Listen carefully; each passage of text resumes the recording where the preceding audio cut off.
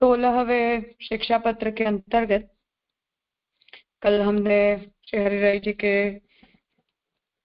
उपदेशों में इस बात को देखा कि आपने उपक्रम में ये आज्ञा दी कि ब्रजराज कुमार श्री ठाकुर जी के स्वरूप का हमें निरंतर ध्यान करना चाहिए, और क्यों करना चाहिए उसके प्रयोजन का आपने निरूपण किया।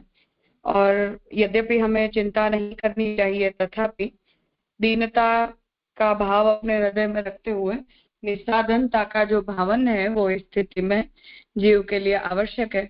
इसका निरूपण करने के लिए आपने हमारी जो स्थिति है, हमारे अंडर दोष, संग दोष आदि से जन्य जो बहिर्मुखता की संभावनाएं हैं, उनका आपने निरूपण 7वीं कारिका पर्यंत किया था। अब आगे 8वीं कारिका में, काल बल सो आश्रय तय मति निकस गई है और केवल लौकिक में नित्य रही है, ता करी के हृदय में बहुत बड़ो भय है। टीका, मैं अपने श्रवण सो काल को दुख सुन्यो है, जो जन्म मृत्यु समान और कोई दुख नहीं है। यह अनेक बार बड़ेन के मुख तय सुन्यो है, और मनहु में काल दुख आवत है, तो यह काल ऐसो कठिन है, जो बलात्कार करी सगरो ज्ञान धर्यो रहत है, केवल लौकिक ही कार्य बनी आवत है।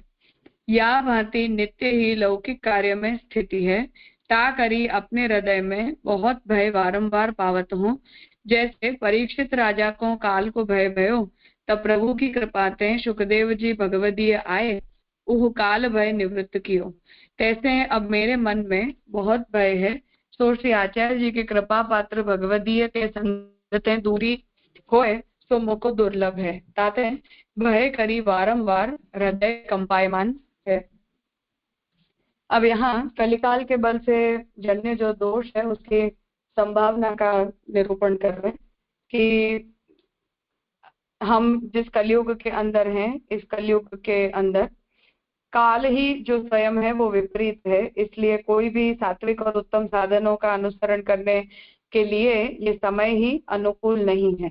जिस वजह से हमारे आसपास का जो वातावरण या आसपास की जो स्थिति है वो पूरी ही इतनी तमोगुण प्रधान हो जाती है कि हम चाहकर भी उस तमस का निवारण करने के लिए समर्थ नहीं हो पाते हैं। इसलिए ये निरूपण कर रहे हैं कि नित्य ही हमारे लौकिक कार्यों में स्थिति रहती है, चित्त में वो तमोगुण बना रहता है। इसलिए जीव जो है वो जब अपने समस्त काल से विपरीत जाकर कुछ भी साधन करना चाहता है तो उसके मन में संशय और भय दोनों ही बने रहते हैं। उसके लिए यहाँ परीक्षित राजा का उदाहरण दे रहे हैं कि कलयुग का जो प्रवेश हुआ उसके कारण उन्हें देखकर हमारे मन में ये भय होता है। परंतु जब ठाकुर जी की कृपा से परीक्षित राजा को भी सुखदेव जी जैसे भगवदीय का संग प्राप्त हुआ, तब उनका कलिकाल से जन्य दोषों से जो भी भय था वो निवृत्त हो पाया।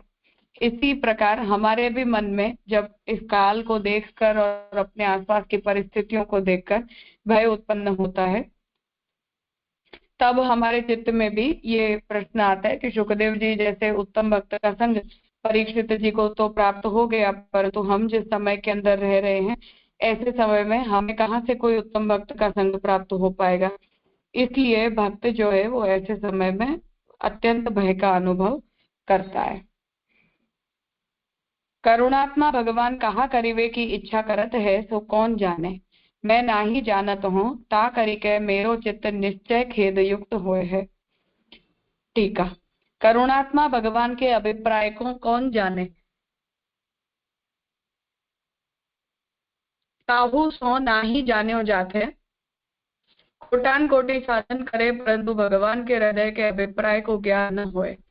काहे ते जो भगवान की करुणा होए तो सर्व जान्यो जाए, मन वचन करी भगवत धर्म सेवा स्मरण बनी आवे, तो प्रभु करुणा बिना कहूँ दृढ़ विश्वास नहीं होते। ताते मैं अपने चित्त में निश्चय ही खेद पावत हूँ, जहाँ ताई प्रभु की कृपा नहीं तहाँ ताई सर्वथा सर्व कार्य में दुख ही है।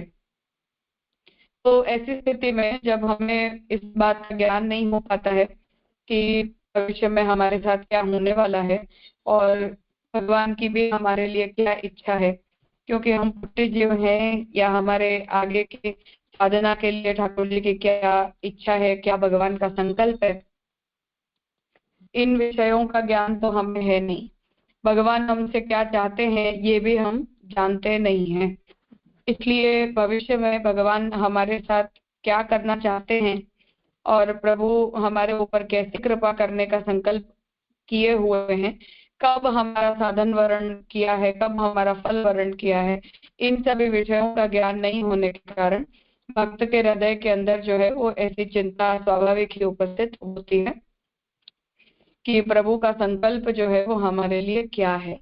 तो उस संकल्प का ज्ञान न होने के कारण हमारा चित्त जो है वो उद्विग्न होता है कि हम धीरज नहीं रख पाते, अपने मन में ये विश्वास उत्पन्न नहीं हो पाता है, प्रभु के अभिप्राय का भी हमें ज्ञान नहीं हो पाता है। क्योंकि जब भगवान की करुणा होती है तभी हमारे जो चित्त है वो भगवत धर्म के अंदर निष्ठ हो पाता है। इसलिए ऐसी स्थिति में हमारे मन में दुख होता रहता है कि हम जिस अवस्था के अंदर हैं उस अवस्था में हम बने रह पाएंगे या नहीं रह पाएंगे, या जितनी भगवत कृपा हमारे ऊपर है वो कृपा सदा हमारे ऊपर रहेगी भी या नहीं रहेगी। आगे, विशेष सकलहु समाचार प्रेमजी रूप पत्र सो, अर्थात प्रेमजी वैष्णव के मुख सो अथवा प्रेमजी के पत्र सो जानने, यह प्रेम जीते हमारे हृदय के कछु स्वास्थ्य को हम मानते हैं। टीका, और विशेष समाचार प्रेमजी वैष्णव के पत्र में लिखी पठाए हैं, सो यह पत्र ते बोध न होए तो वामे देखी के मन लगाए के वांची जानने, ताते करुणात्मा प्रभु के ही हम हैं यह जानी हृदय में किंचित स्वास्थ्य धीरज है जो प्रभु कृपाहु करेंगे। काहे ते जो भगवत धर्म जानी के करिए अथवा अनजाने कछु बनी जाए तो वो प्रभु कृपा करे, सो नवरत्न ग्रंथ में कहे हैं। अज्ञान सो अथवा ज्ञान सो प्रभु के अधीन प्राण करिके जिनने आत्म निवेदन कियो है तिनको कहा लौकिक कर्तव्य की चिंता है।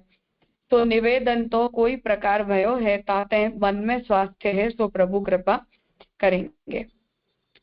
तो अब यहाँ जो पर्सनल वार्तालाप श्री हरिराय जी का अपने भाई के साथ चल रहा है उसका आप यहाँ निरूपण कर रहे हैं कि इतना निरूपण छठे पत्र में करने के बाद अब सातवें पत्र में अब आगे का जो विषय है वो श्री हरिराय जी ने अपने किसी वैष्णव के प्रति लिखे गए पत्र में उपस्थित किया है। इसलिए गोपेश्वर जी के प्रति आप ये आज्ञा कर रहे हैं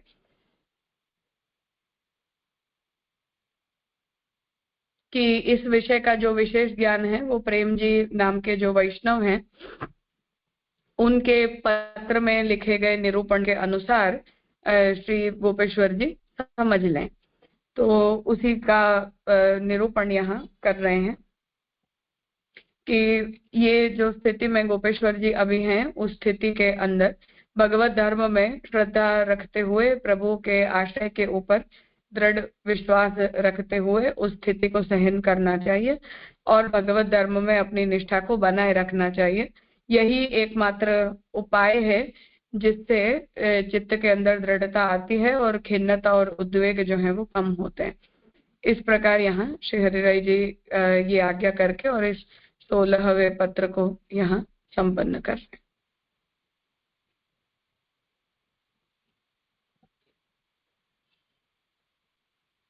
कोई प्रश्न है? हाँ सात्विक। हाँ धन्यवाद प्रणाम राजा।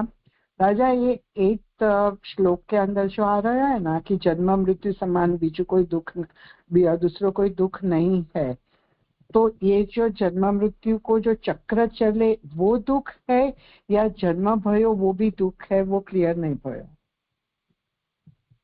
अर्थात कि ऐसे कलयुग के अंदर हमारा जन्म होना और फिर कलयुग के अंदर रहने के बावजूद भी हम जो भक्ति की साधना करना चाहते हैं उन भक्ति साधनों के अंदर निष्ठायुक्त न रह पाना या लौकिक उद्वेगों का भोगी बनना, ये सब समस्याजनक है।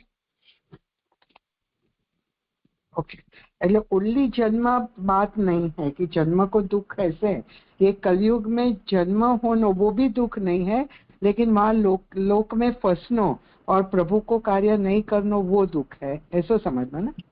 हाँ हाँ ओके।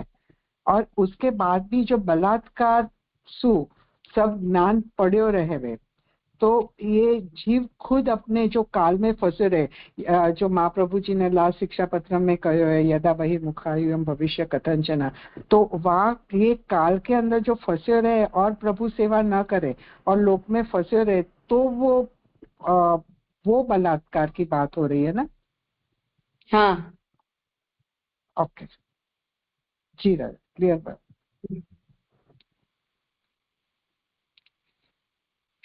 और कुछ है?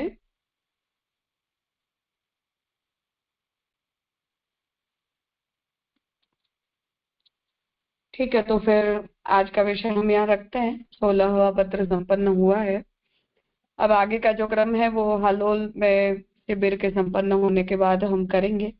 बीच के समय में हम बेट द्वारका है, वहां से संभव नहीं हो पाएगा, इसलिए मई की शिविर संपन्न होने के बाद फिर 1 जून से हम आगे का क्रम कंटिन्यू करेंगे।